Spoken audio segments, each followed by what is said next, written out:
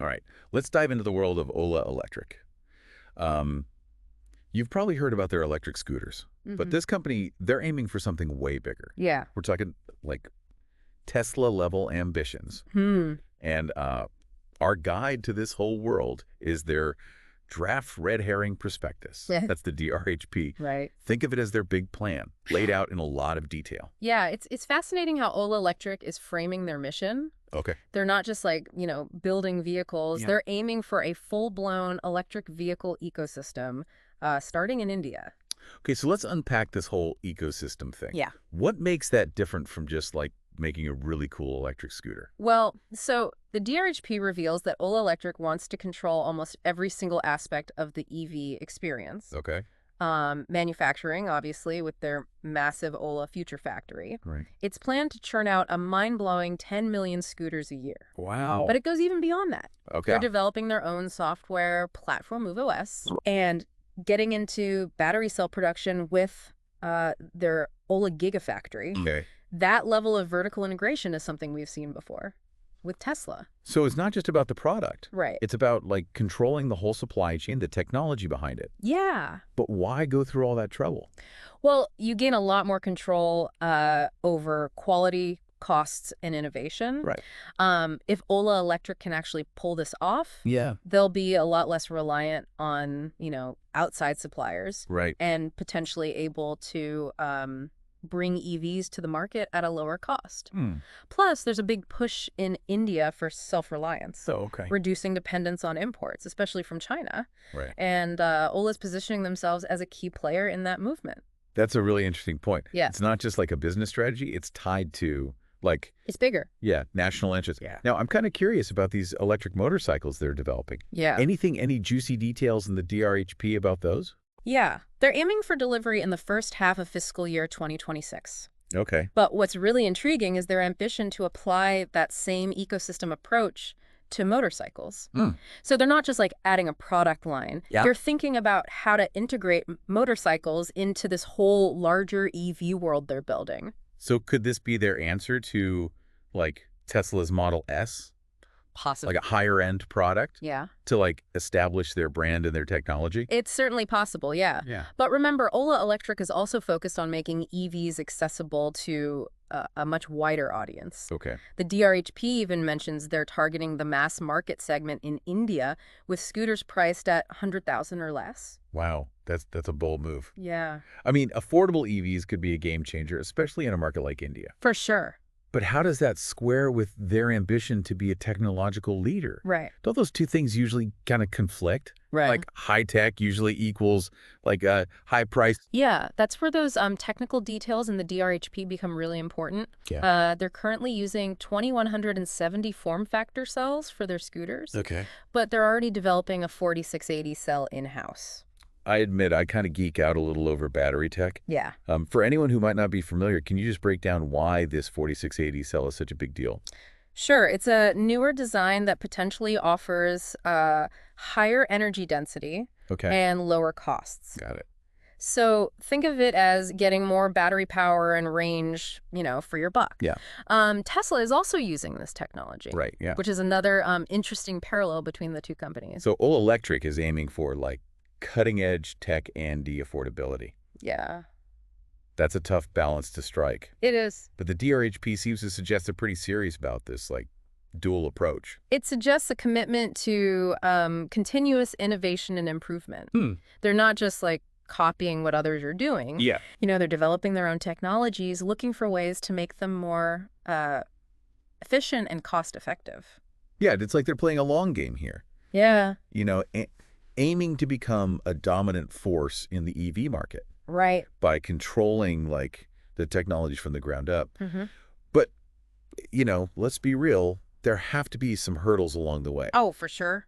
The DRHP must have mentioned some risks, right? Absolutely. The DRHP does not shy away from the challenges. Okay. One that jumped out at me was the pending litigation. Okay. Related to battery safety concerns. Yeah, that's a critical point. Yeah. Battery safety is paramount, like in the whole EV world. Right. how they address those concerns is going to be crucial for building For sure. trust with consumers. Absolutely. Yeah. Exactly. And then there's the sheer complexity of cell manufacturing at scale. Yeah. It's a capital-intensive undertaking with potential technical challenges. We've even seen Tesla struggle with this in their early days. So it's not just about having the technology. It's about, Executing executing it flawlessly. perfectly, on a massive scale. Yeah. That brings us to, the financial side of things. Right. Does the DRHP give any clues about how they plan to fund all of this? Well, the DRHP shows Ola Electric is still in a growth phase with, significant investments and operating losses, which isn't uncommon for a company at this stage. Right. Their revenue growth, however, is impressive. Okay. The highest among Indian E2W OEMs in fiscal 2023. So they're growing fast. Yeah. But they're not profitable yet. Right. That's a kind of a familiar story for a lot of disruptive companies. Mm-hmm. Any mention of how they're kind of bridging that gap? Well, they're relying on government incentives, Okay. like the FAME subsidy and the production-linked incentive, the PLI schemes. Okay. These can be really powerful tools for boosting EV adoption. Yeah. But they also create a degree of dependence. That makes sense. Yeah, those subsidies won't last forever. Right. Eventually, they're going to need to stand on their own 2 feet financially. Right. Exactly. But for now, those incentives are helping them scale up, build momentum. For sure. So it's a bit of a tightrope walk. It is, yeah. You need to make the most of those incentives, while also working towards a sustainable business model that can thrive even after the subsidies fade away. Mm-hmm. It's a challenge, but not an insurmountable one. It's not, no. Okay, so we've got a company with a grand vision. Yes. Kind of a Tesla-esque approach. Yeah. A keen focus on both cutting-edge technology and affordability. Right. But they also face some serious challenges. They do. It's a fascinating story. Yep. That's still unfolding. It really is. And the DRHP, despite, its length and complexity, it gives us a really cool glimpse into the inner workings of this ambitious company. All right, so we've laid the groundwork. Yeah. Now let's dive deeper into the technical details that really set Ola Electric apart. Let's do it. Let's talk about those technical details. Yeah. What really struck me is that Ola Electric isn't just assembling parts. Right. They're actually developing core EV technologies in-house, almost like a tech company that happens to make vehicles. Okay, so it's more than just slapping a battery onto a scooter frame. Yeah. What are they focusing on that's so different? Well, the DRHP highlights their software platform, MoveOS, which runs all those, smart features on their scooters. Okay. They're even building an AI platform to personalize the user experience, hinting at potential autonomous driving features down the line. So self-driving scooters someday. Yeah, potentially. That's pretty ambitious. It is. But what about the nuts and bolts? Yeah. The actual hardware. Well, they've designed their own electric motor. Okay. And drivetrain, which is unusual for a company this young. Right. Most EV makers source those parts from, elsewhere. Right, yeah. And they've created a centralized control system for their scooters, which they claim enables faster software processing and tighter integration between components. So they're not just buying off-the-shelf tech. Right. They're building their own from the software brains to the motor muscles. Yeah, exactly. Yeah. But earlier we talked about their 4680 battery cells. Right. Why is manufacturing those in-house such a big deal for them? Well, it gives them control over the most crucial part of an EV, the battery. Okay. They can fine-tune the chemistry and design to hit their performance and cost goals, which is vital for that mass market appeal they're going for. And doesn't it also help with those self-reliance goals we discussed? Absolutely, by building their own cells. Yeah. Ola Electric is helping to reduce India's reliance on battery imports, especially from China. Right. So it's a strategic move. That aligns with national interests and their own business goals. So they're not just playing the EV game. Right. They're trying to, change the rules of the game. Exactly. The DRHP mentions a battery innovation center. Yes. What's happening there? Well, that's where they're developing next-gen cell technology, manufacturing processes. So it's they're building a whole ecosystem around battery tech. Yeah. Not just manufacturing. Not just manufacturing, no. They're investing in R&D. to stay ahead of the curve because the battery landscape is evolving constantly with new chemistries and designs popping up all the time. Yeah, for sure. Yeah. But, even with all this innovation, they're still a pretty new company, right? They are. They started delivering scooters in December 2021. Okay. And the DRHP does acknowledge the risks that come with being, a young company, especially one setting such ambitious targets. Yeah. Scaling up production is a huge challenge. Yeah, we've seen other EV makers struggle with that, going from making a few thousand vehicles to millions. Billions. It's a massive leap. Yeah. Yeah. What other risks are they facing? Well, quality control is critical. Okay. Any major issues with safety or reliability could really damage their brand. Right. They're also operating in a very competitive market. Yeah. The Indian EV space is getting crowded. Yeah, it is. With both local and international players. Right. So standing out is crucial. Yeah. And what about the government's role in all of this? We talked about those incentives, but could changes in regulations throw them off course? Definitely. Those incentives might not last forever. Right. And Ola Electric will need to adapt to any policy shifts and navigate the complex regulatory landscape. Yeah, that's a lot to handle. It is. And plus, they need to attract and retain top talent. Yeah, for sure. The competition for skilled engineers in the EV industry is fierce. It's like a global talent war for the brains behind these EVs. Exactly. It sounds like Ola Electric is aware of these challenges, though. They seem to be. They seem to be taking a very calculated approach, right? Balancing ambition with a realistic understanding of the risks involved. They are. They're playing a high-stakes game. Yeah.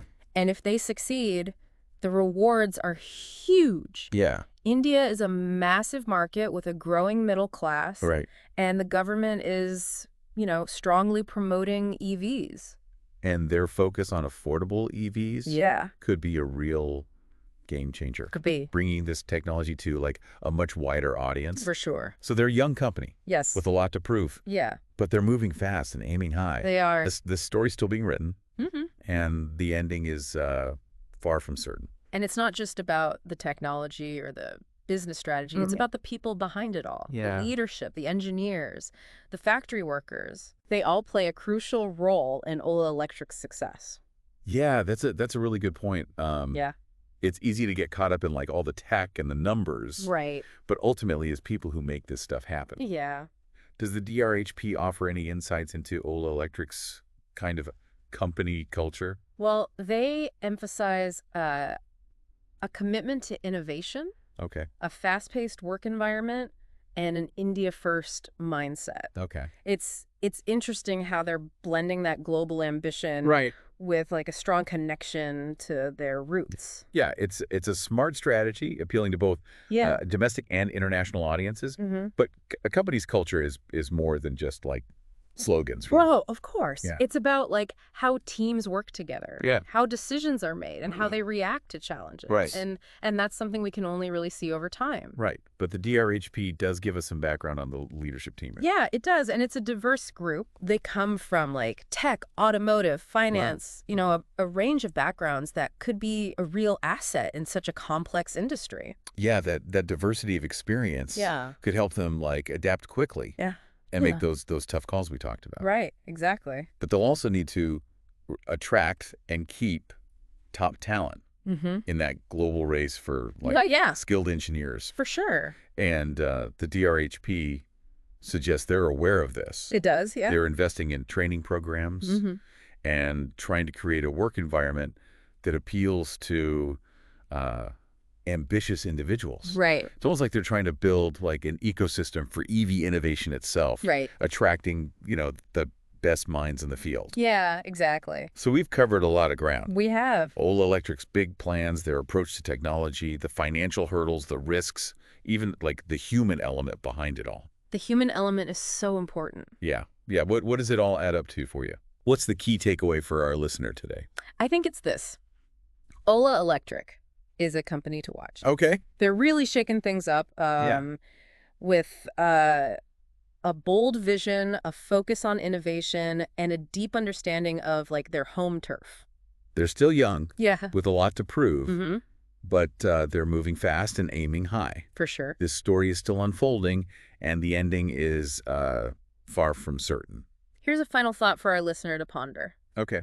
What if Ola Electric's success isn't just about, building a great company? What if it's about something bigger? Okay. What if it's about India's rise as a global leader in, sustainable technology? That's a powerful question to leave everyone with. Yeah. It's about more than just, scooters or motorcycles. Right. It's about, the future of mobility, technology, and India's place in that future. So what stood out to you from this deep dive? What other questions do you have about Ola Electric's journey? Yeah, we encourage you to, keep exploring this fascinating company. Yeah. And see where your curiosity leads you. Exactly.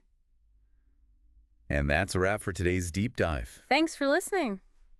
We'll be back soon with another fascinating exploration of a topic that's shaping our world. Sounds good. Until then, keep learning, keep questioning, and keep diving